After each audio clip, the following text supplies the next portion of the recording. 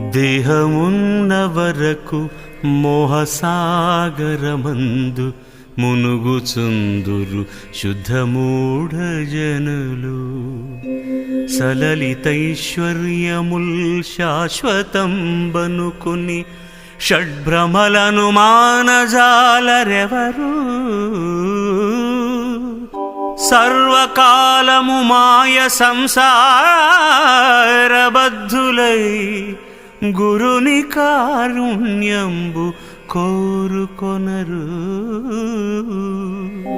జ్ఞానభక్తి విరక్తులైన పెద్దల జూచి నింద చేయక తాము నిలువలేరు.